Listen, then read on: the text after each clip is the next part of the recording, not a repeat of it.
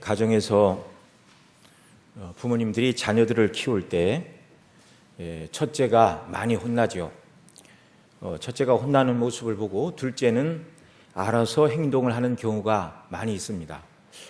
저런 행동을 하니까 혼나는구나, 부모님이 싫어하는구나, 알아서 배우죠. 또한 첫째가 부모에게 야단을 맞으면 둘째는 잘못을 하지 않았는데도 같이 주눅이 드는 그런 경우들이 있습니다.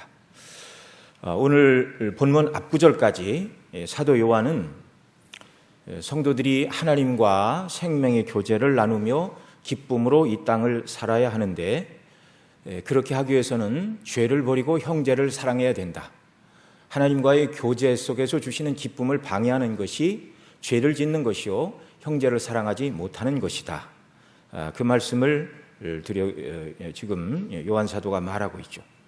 죄를 짓고 형제를 미워하는 행위는 하나님과 사귐이 없는 것이다. 그래서 우리 지난 앞 시간에 모세에게 주신 옛 계명이요 그리스도 안에서 우리에게 지킬 수 있는 새로운 계명으로 주신 사랑의 계명, 그 형제를 사랑하지 않는 자, 그리스도를 알지도 못하고 그리스도 안에 있지도 않으며, 그럼 어디에 있는가? 어두운 가운데 있고 어두운 가운데 행하여, 왜 그런가? 어두움이 그들의 눈을 멀게 하여 갈 바를 알지 못하고 오히려 다른 사람들에게 거리낌이 되는 삶을 사는 자들이라고 오늘 우리가 읽은 본문 앞절까지 요한 사도가 경고를 하였습니다. 이게 참 책망과 경고의 말씀이죠. 사실 지난주에 말씀드렸던 것처럼 이런 책망을 받아야 하는 자들은 당시 이단 사설을 가르쳤던 영지주의자들, 영은 선하고 육은 악하다, 그래서 육적으로 어떤 죄를 지어도 영적으로는 전혀 영향이 없다, 그렇게 말하며 죄를 지으면서도 하나님을 아는 영적인 지식이 있어서 나는 구원을 받았다 말하는 자들, 여전히 죄 가운데 있죠. 형제를 사랑하지 않죠. 그러면서도 구원받았다 말하는 그들을 경계하는 말입니다. 그들을 경계하고 그런 교훈에 미혹되지 말라는 것이죠. 그래서 성도들에게 기준이 뭔가를 사도가 명백히 제시함으로 말미암아 누가 무슨 소리를 한다 할지라도 주님이 가르쳐 주신 교훈 밖으로 넘어가지 말라는 것입니다. 그리고 오늘 우리가 12절로 14절 읽고 또 15절부터 보면 또한 아주 강력한 경고의 말씀이 주어지죠. 무엇이죠? 이 세상이나 세상에 있는 것들을 사랑하지 말라. 이런 것들은 다 아버지께로 쫓아온 것이 아니다. 이렇게 말하고 있습니다. 자, 이런 강력한 경고의 말씀을 계속해 왔고, 또 12절로 14절에서 자녀들아, 아비들아, 청년들아, 그들에게 권고한 다음에 다시 이 15절부터 또 강력한 경고의 말씀이 주어지고 있는데요. 이런 강력한 경고의 말씀 사이에 지금 자녀들아, 아비들아, 청년들아, 요한 사도가 이렇게 말하면서 그들을 위로하고 권고하고 권면하고 있습니다. 말씀드린 대로 이 사도가 하나님과의 생명의 교제에 있는 사람, 죄를 짓지 않는 자다, 그 다음에 형제를 사랑하는 자다, 또 이런 말씀들을 들을 때 보통 성도들은 다 그렇게 느끼죠. 내가 정말 그리스도인인가? 요한 사도가 말하는 기준을 나한테 비춰보면 내가 정말 구원받은 하나님의 백성인가? 여러분, 하나님의 백성들은 말씀을 들을 때 그렇게 적용을 해야 됩니까? 안 해야 됩니까? 당연히 해야 되죠. 당연히 해야 되죠. 그래서 이 말씀을 듣고 염려하는 사람들이 있을 것을 사도가 염려하는 것이죠. 내가 한 말을 듣고 믿음이 연약한 자들, 누가 예수님 믿으면 하루아침에 성화의 단계가 완전히 이루어져서 성경이 요구하는 모든 말씀에 온전히 순종하고 계명을 다 지킬 사람이 어디가 있습니까? 예수님 믿게 되면 영적인 어린아이로 거듭나는 것이고, 여기서부터 이제 오늘 우리가 읽은 대로 청년의 신앙으로, 아비들의 신앙으로 점점 자라나야 되는 것이죠. 그러나 거듭난 틀림없는 하나님의 백성들임에도 불구하고 요한 사도가 하시는 이 말씀을 듣고 나는 그 수준에 미치지 못한 사람인데 내가 정말 하나님의 자녀인가, 거듭난 사람인가, 이렇게 염려하는 사람들을 사도가 염려하고 있다는 말입니다. 지난 주에도 이 형제 사랑에 관한 말씀을 제가 말씀을 드렸는데요. 예배 끝나고 어느 분이 저한테 그 말씀을 듣고 내 속에 사랑이 별로 없다는 것을 깨달았습니다 라고 그렇게 어느 분이 문자를 보내주셨는데요. 이게 하나님의 말씀을 들을 때 저와 여러분 모두가 솔직하게 고백할 수밖에 없는 그런 모습이죠. 말씀은 너무나 영광스럽고 높은데 그대로 살아갈 수 없는 연약함. 그럼에도 불구하고 저와 여러분 모두는 그리스도의 은혜로 거듭난 하나님의 자녀라는 사실입니다.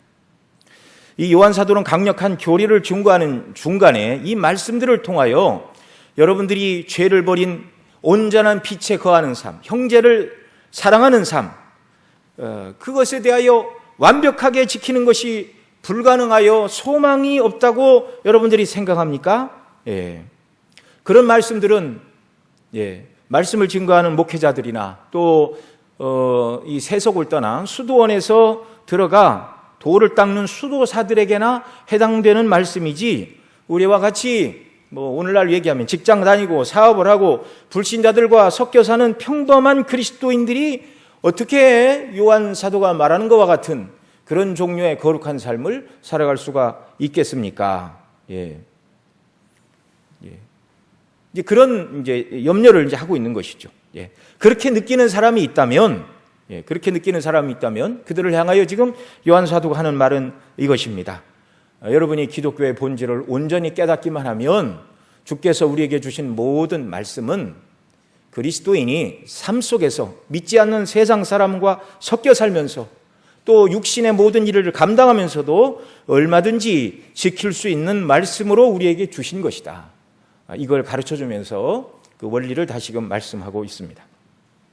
우리 오늘 읽은 본문 요한일서 2장 12절 13절 한 번 더 같이 읽습니다. 자녀들아, 내가 너희에게 쓰는 것은 너희 죄가 그의 이름으로 말미암아 사함을 얻음이요, 아비들아, 내가 너희에게 쓰는 것은 너희가 태초부터 계신 이를 알미요, 청년들아, 내가 너희에게 쓰는 것은 너희가 악한 자를 이겼음이니라. 아멘. 그리고 이제 14절에 보면 용어가 조금 바뀌어서 같은 말씀이 다시금 이제 반복되고 있는 것을 우리가 알 수 있습니다. 자, 이 말씀을 통해서 지금 요한 사도는 여러분이 그리스도의 이름으로 죄사함을 받았고 또 아비들을 향하여 태초부터 계신 이를 여러분이 알았고 또 청년들을 향하여 여러분이 악한 자를 이기고 있다면 앞서 요한 사도가 말씀했던 죄를 버리고 거룩한 삶을 살고 형제를 사랑하는 삶이 가능한 사람들이라는 것, 이것을 알라는 것입니다. 말씀드린 대로 오늘 본문 뒤에 있는 세상이나 세상에 있는 것들을 사랑하지 말라라는 교훈도 역시 그리스도 이름으로 죄사함을 받고 악한 자와 싸워 이기고 있고 하나님을 알아가고 있는 자들에게 실현 가능한 말씀으로 주신 것이란 말이죠. 그러나 반대로 지금 우리가 읽은 12절로 14절 말씀이 자기와 전혀 상관없는 사람이라면 죄를 버리고 빛에 거하며 거룩한 삶을 살 수도 없고 형제를 사랑하는 일은 불가능하다고 말하는 사람들이 있다면 정말 이 말씀이 자기와 상관이 없다면, 앞서 얘기했던 죄를 버리고 형제를 사랑하는 것, 15절에서 말하는 세상을 사랑하지 말라, 이 모든 말씀이 전혀 해당이 되지 않는다는 것입니다. 기독교의 가장 기본이 되는 진리로 무장이 되어 있지 않다면 기독교적인 가르침은 아무리 작은 것이라도 믿지 않는 자들에게 전혀 해당되지 않습니다. 그러니 여러분, 우리가 세상에 믿지 않는 사람들을 향하여 기독교 교리대로 살 것을 요구할 수도 없고 해서도 안 되는 것입니다. 요한 사도가 지금 여러분이 정말 그리스도 안에 있는 사람들입니까? 이걸 지금 어린아이, 청년, 아비들을 향하여 다시 묻고 있죠.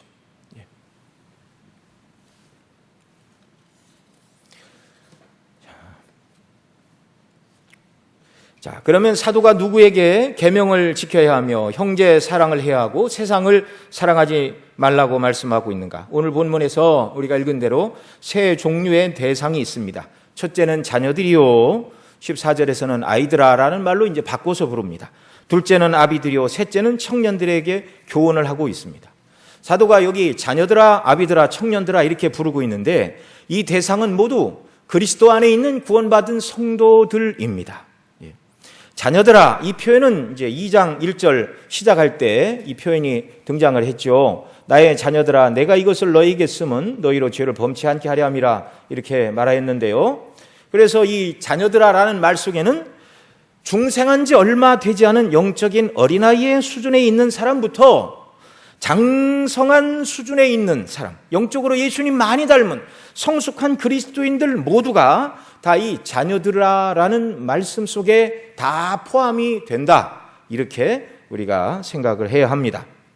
아비와 청년들도 중생하지 얼마 되지 않은 사람을 부르는 칭호는 아니지만, 그렇다고 해서 거듭난 지 얼마 안 된 성도라 하여도 청년과 아비들은 이래야 된다고 말하는 사도의 교훈에 관심을 가질 필요가 없는 것은 아닙니다. 왜요? 영적으로 거듭났습니다. 그리고 이제 이 사람에게 주어진 생명의 능력은 청년과 아비의 신앙으로 성장해 나가도록 그렇게 하나님께서 그런 사람으로 만들어 놓으셨기 때문에 그렇습니다. 그러니 예수님 믿은 지 얼마 안 되고 아직 세상에 대한 그런 싸움에 나서보지 못하고 그런 영적인 싸움에서 많은 승리를 경험하지 못했다 할지라도 청년과 아비들에게 하는 말은 나와 상관없다, 그렇게 생각하면 안 되고요. 저것도 지금 나에게 주시는 말씀이요, 언젠가는 반드시 내가 저 수준에 이르러야 하는 것이다 라고 모든 말씀을 다 아멘으로 받아야 한다는 말입니다.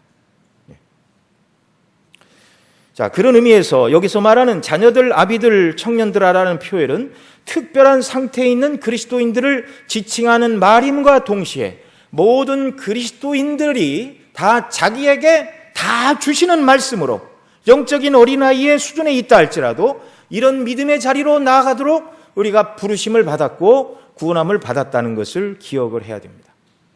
그래서 요한 사도가 지칭하는 이 호칭에 대하여 정리를 하면 모든 그리스도인들은 자기가 예수님의 이름을 통해 죄사함 받았다는 것을 알아야 되고, 여기서부터 출발하여 악을 이기고 악한 자를 싸워 이기고 그리고 하나님을 더 깊이 아는 성숙한 그리스도인의 삶의 자리로 나가야 한다는 것을 본문을 통해 알 수 있습니다. 그러니 이 말씀을 들으면서 여러분 중에 어느 누구도 나는 영적인 수준이 어린아이와 같으니 청년과 아비들에게 하는 말은 나에게 상관없다, 그렇게 해서는 안 되는 것이죠. 모두가 다 나에게 주시는 교훈이다. 내가 이런 사람으로 주 앞에 서기를 주님이 원하신다, 이런 생각을 하고 말씀을 들어야 한다는 것입니다. 자, 그래서 믿은 지 오래된 그리스도인이라도 사도가 자녀들아라고 부르면서 권면하는 말씀을 항상 기억해야 됩니다. 자녀들은 그리스도의 이름으로 죄사함 받은 사람들이죠. 예수님 믿은 지 50년 지났다 해도 내가 그리스도의 대속의 은혜로 죄사함 받았다는 구원의 고백은 50년 전의 과거형입니까? 지금 나에게 예수님의 피로 죄사함 받았다는 것이 나에게 현재형입니까? 언제나 현재형이죠. 언제나 현재.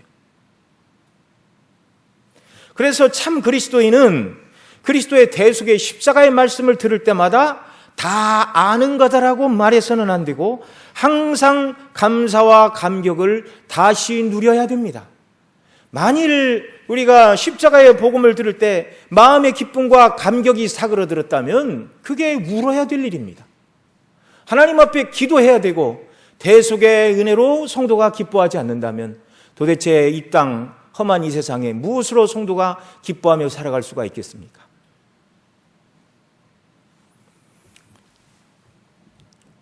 50년 전만 해도 대다수가 이렇게 농사를 짓는 분들이 많았죠. 시골에서 농사 짓는 분들은 농사를 이렇게 오래 짓다 보면 이렇게 손마디가 다 이렇게 굵어집니다. 네, 저희 어머니도 그랬습니다. 저도 만약에 농사를 졌다면 지금 제 손도 마디가 굉장히 굵어졌을 것입니다.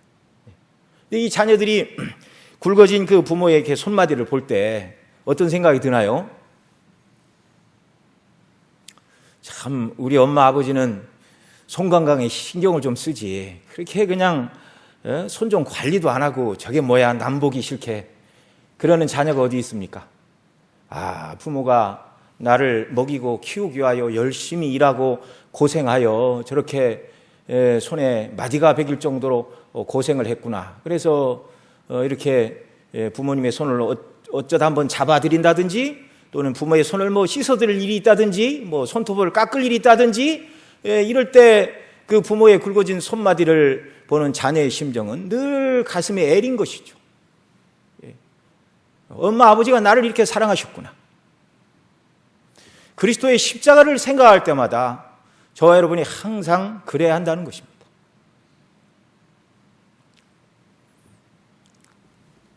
그리스도인은 항상 죄사함의 은혜로, 값없이 은혜로 죄사함 받은 이 은혜가 항상 가슴에 충만한 사람들, 이게 그리스도인입니다.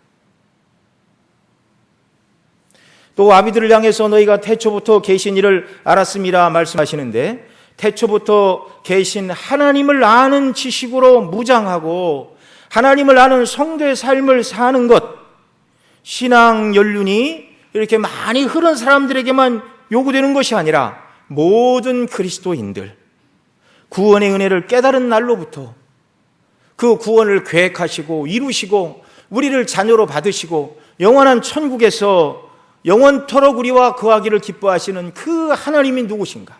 그 영원하신 하나님이 누구신가? 그 하나님을 알라고 우리가 부름을 받았다는 사실입니다. 청년들을 향하여는 악한 자와 싸워 이겼다고 말씀하는데, 이 말씀도 예수님 믿고 거듭난 성도라면 누구나 영적인 싸움을 해야 하는 자들로 부름받았다는 것 기억해야 됩니다. 그래서 거듭난 지 얼마 안 되는 사람, 영적인 어린아이의 수준에 있는 성도라 할지라도, 그래서 이 영적인 싸움에 패배할 수도 있고 승리의 시기가 좀 늦춰질 수도 있지만, 성도는 항상 악한 자, 그 다음에 14절에서는 흉악한 자 이렇게 말하는데요, 사단 마귀와 싸워서 이기는 자들, 주님이 이미 이겨놓으셨고 그 주님의 능력을 덧입고 주님 안에 거할 때 이기는 자들로 저와 여러분을 부르셨음을 기억해야 합니다.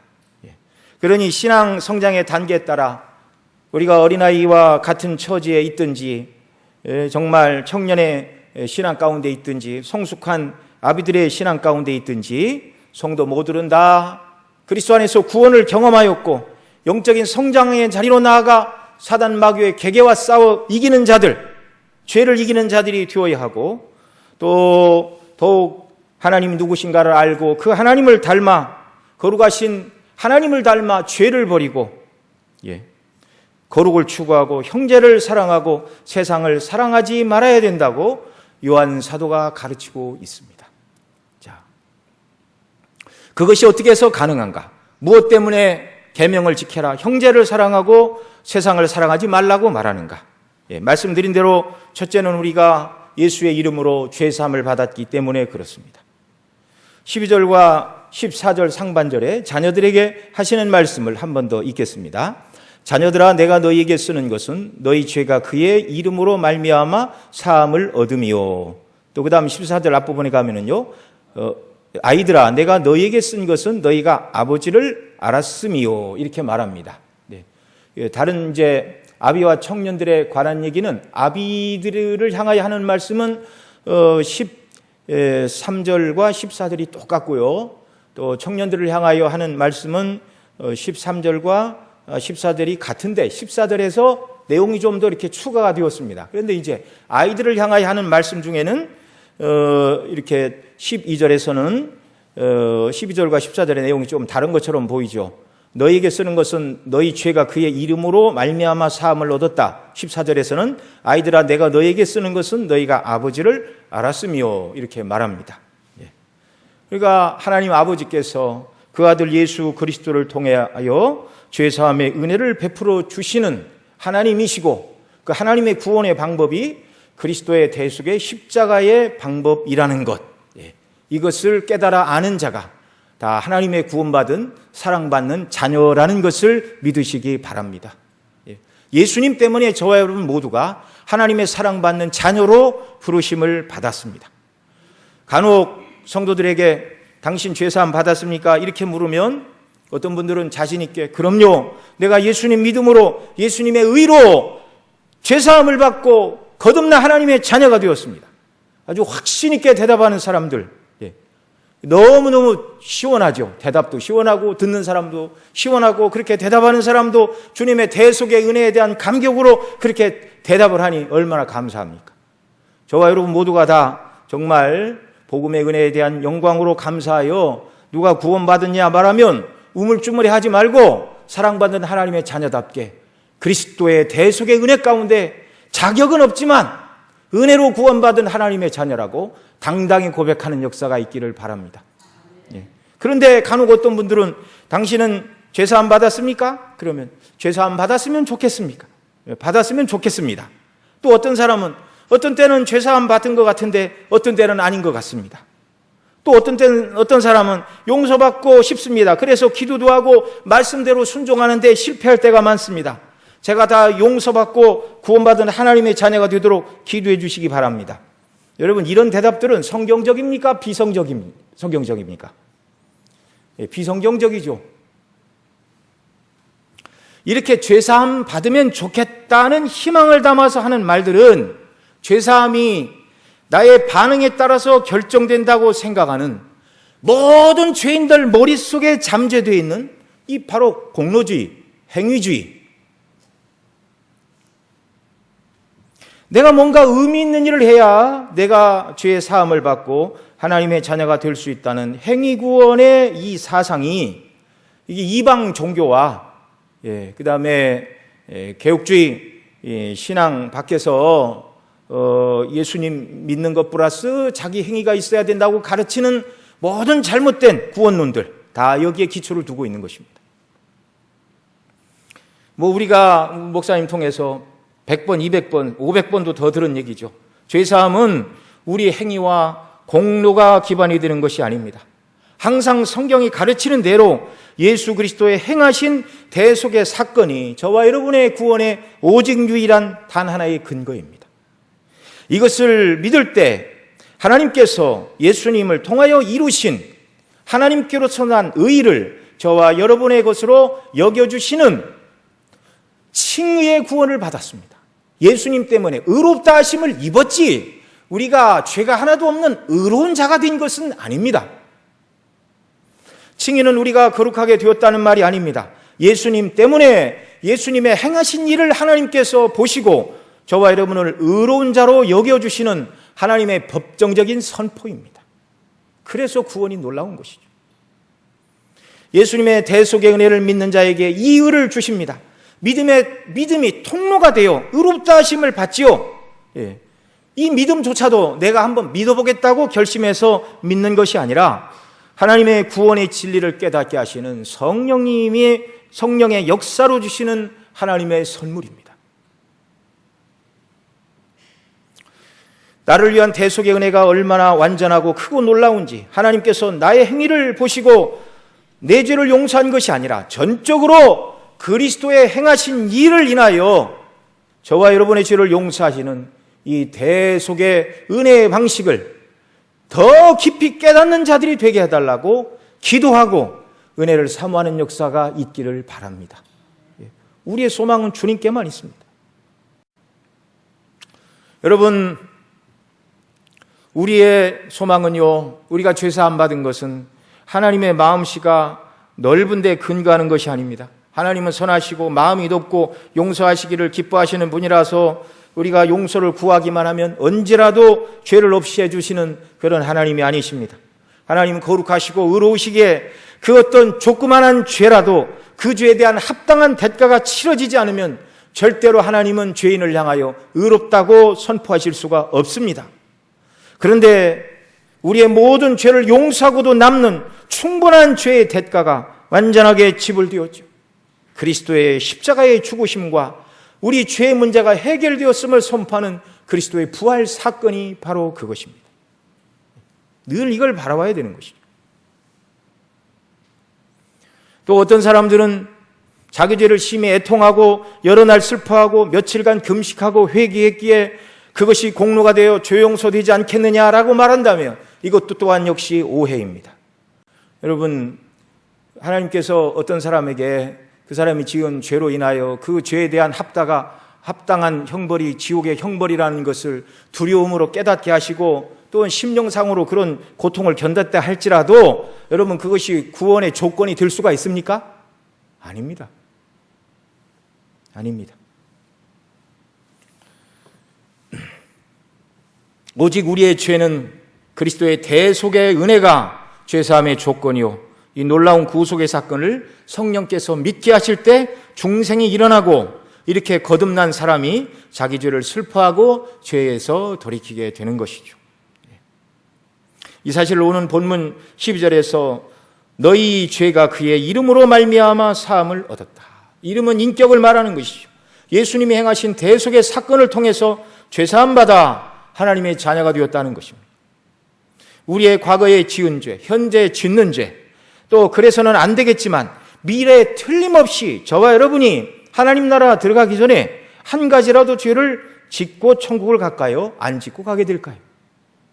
죄 안 짓고 가면 너무 좋겠죠. 그러나 틀림없이 미래에 짓게 되는 어떤 죄가 있다 할지라도 그 모든 죄의 사죄의 근거는 예수님께서 십자가에서 흘리신 대속의 피가 죄사함의 조건이라는 사실입니다. 우리는 예수님께서 행하신 이 구속의 사건을 믿을 때 죄사함만 받는 것이 아니라 거듭나는 은혜를 누리게 되죠. 구원의 서정에 있어서 예수님의 행하신 구원의 사건을 근거로 하나님이 우리를 부르실 때 이걸 유효적 소명이라고 부릅니다. 그러니까 택한 백성을 하나님께서 복음의 말씀을 통하여 우리를 부르실 때 소명 다음에 회개나 믿음이 아니라 소명 다음에 유효적인 구원으로 부르심 다음에 우리에게 일어나는 사건을 이제 조직신학에서는 중생이라고 말합니다. 거듭남. 예. 내적 소명, 복음으로 죄사함 받고 구원 얻는다는 진리를 깨닫게 될 때 우리에게 일어나는 영적인 변화가 뭐냐면 죄와 허물로 죽었던 상태에서 거듭나는 일이 먼저 일어나는 것입니다. 그리고 자기 죄를 회개하는 회심의 역사가 논리적으로 뒤따라오고 그 다음에 이제 그리스도를 견고히 붙드는 믿음의 고백이 뒤따라 나오는 것이죠.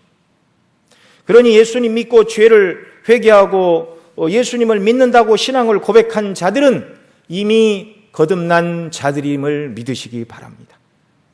죄와 허물로 죽은 상태에서 하나님께서 기뻐하시는 선을 행하는 의의 병기로 새롭게 태어난 피조물이 되었다는 말이죠. 여러분 이 원리를 마음에 담고 믿고 우리 삶에 적용할 때 죄와 싸워 이길 수 있는 거룩한 사람으로 새 원리로 태어났습니다. 이걸 적용할 때 죄를 이기고 말씀에 순종하고 형제를 사랑하고 세상을 사랑하지 않게 된다는 것을 여러분 믿으시기 바랍니다. 하루아침에 이루어지지는 않지만 믿음으로 적용함으로 말미암아 이 일을 이루어가도록 주께서 성령을 통하여 우리를 붙들어 주시고 인도해 주실 줄로 믿습니다.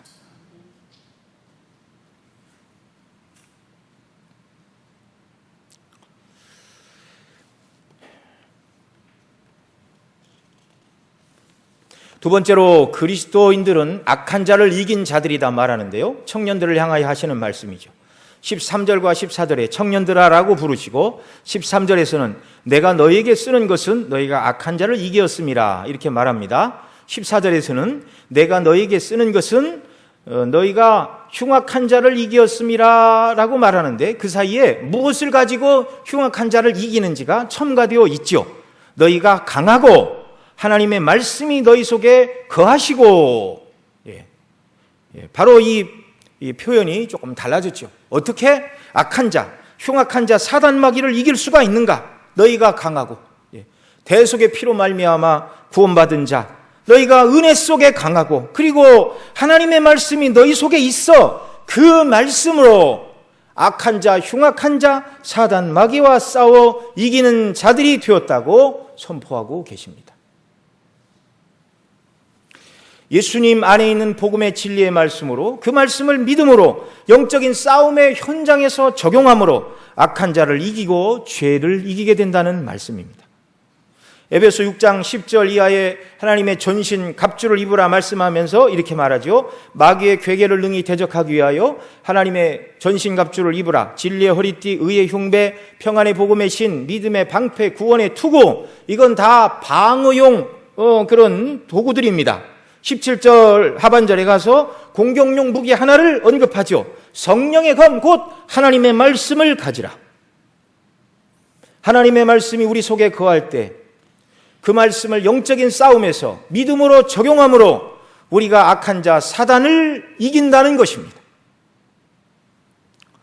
사단을 이긴다 그 말이 사단을 이렇게 1대1로 대면해서 칼싸움한다 그런 말이 아니죠. 사단이 우리에게 죄를 지으라고 주는 죄의 유혹, 그런 암시, 낙담, 좌절,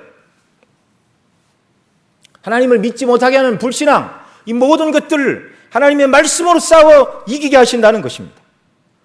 그리스도인인 저와 여러분 모두는 이미 이런 경험을 하였고 또한 이런 경험을 하고 있는 자들인 줄로 믿습니다. 그러지 않고야 오늘 이 시간까지 우리가 어떻게 이 자리에 나와 있겠습니까? 물론 넘어질 때도 있겠지만 다시금 이 원리를 붙들고 싸워야 하는 자들로 부르심을 받았습니다. 우리가 거듭난 것도 하나님의 말씀이요, 이것을 베드로 사도는 이렇게 말하죠. 너희가 거듭난 것이 썩어질 씨로 된 것이 아니요 썩지 아니할 씨로 된 것이니 하나님의 살아있고 항상 있는 말씀으로 되었느니라. 하나님의 말씀으로 거듭났고 그 복음의 말씀으로 무장할 때, 믿음으로 이 말씀을 영적인 싸움의 현장에서 적용할 때 이 말씀은 성령의 사용하시는 검이 되어 악한 자 사단을 이기고 사단의 괴계를 이기고 죄를 이기고 본성의 모든 욕구를 이기고 하나님께서 기뻐하시는 죄를 미워하는 삶, 형제를 사랑하고 세상을 사랑하지 않고 주님과의 더욱 충만한 교제에 들어가게 함을 믿으시기 바랍니다. 세 번째로 아비들에게 주는 교훈을 통해서 하나님을 아는 지식으로 성도는 충만해야 된다. 하나님을 알아가게 될 때 죄를 짓지 않게 되고 형제를 사랑하게 되고 세상을 사랑하지 않게 된다. 당연히 그럴 수밖에 없죠. 하나님을 알아가면 하나님을 닮게 됩니다. 하나님은 거룩하신 분이죠. 죄를 미워하시는 분입니다. 그러니 하나님을 닮으면 죄가 미워지는 것이고요. 하나님은 사랑이시죠. 이번도 살펴보겠지만 뒤에 가면 사랑은 여기 있으니 우리가 하나님을 사랑한 것이 아니오라고 참 사랑이 무엇인가 요한 사도가 가르치는데, 우리를 사랑하사 그 아들을 내어주시고 대속의 은혜로 우리를 구원하신 이 놀라운 사랑, 이것이 참 사랑이라고 성경은 정의를 내리고 있습니다.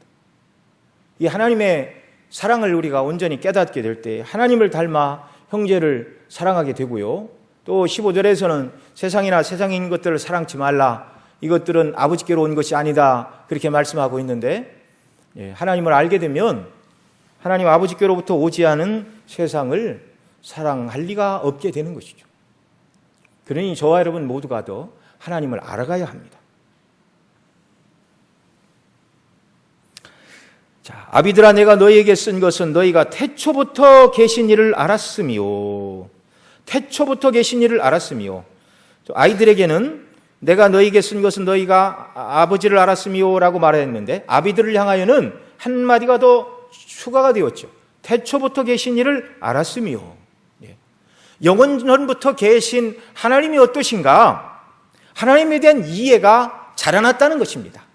어린아이의 신앙일 때는 하나님께서 나를 사랑하사 그 아들 예수님 통해서 나를 구원해 주셨구나라고 구원의 진리를 깨닫는 데에 있어서 하나님에 대한 이해가 제한적이었다면, 점점 영적으로 성장한 사람은 태초부터 계시던 그 하나님, 영원하신 하나님, 소요리문답 4문에 하나님은 어떤 분이십니까? 이렇게 묻고 이렇게 답하지요. 하나님은 영이십니다. 그분의 존재와 지혜와 권능과 거룩과 공의와 인자와 진실하심이 무한하시고 무궁하시고 불변하신 분이십니다.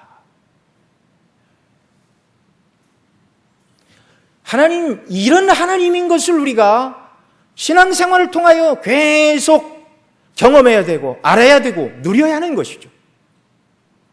처음 예수님 믿을 때부터 하나님의 이 영광스러운 속성과 성품을 다 알 수는 없습니다. 계속 배우고 또 배워야 하는 것이죠. 하나님의 영광스러운 속성과 성품과 능력과 영광을 알아가는 것이 믿음이 자라는 것이요 성화되어 가는 것이라고 바꾸어 말씀드릴 수 있습니다.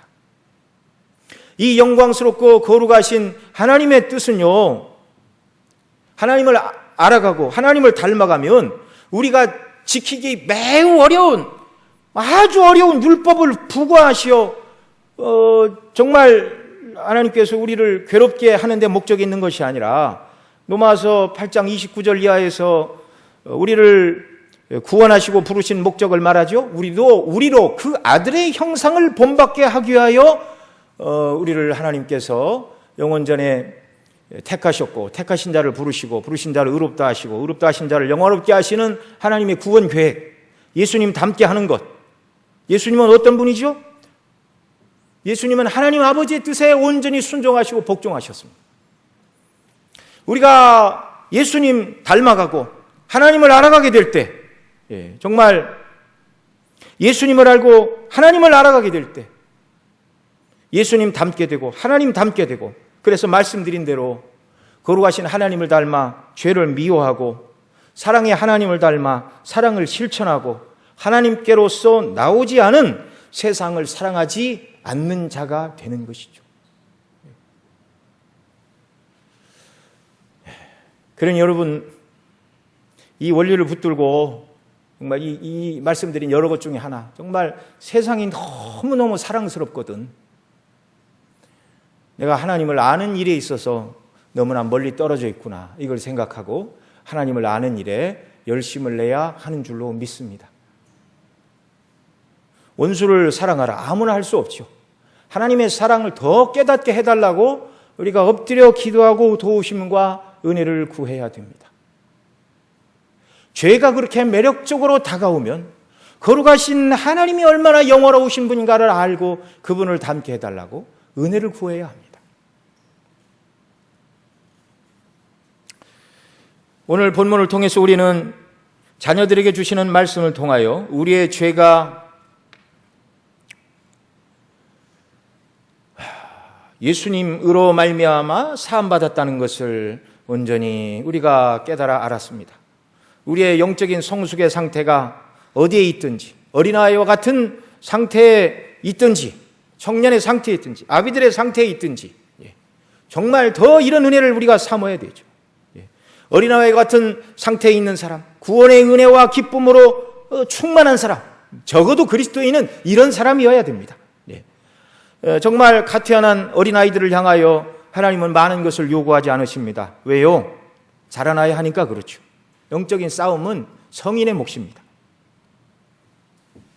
그러나 영적인 어린아이라 할지라도 구원의 은혜와 영광으로 더욱 충만케 되기를 구해야 합니다. 그래야 대속의 은혜 속에 죄를 이기고 거룩해지며 형제를 사랑하고 세상을 사랑하지 않는 성숙한 그리스도인으로 자라나게 되는 것이죠.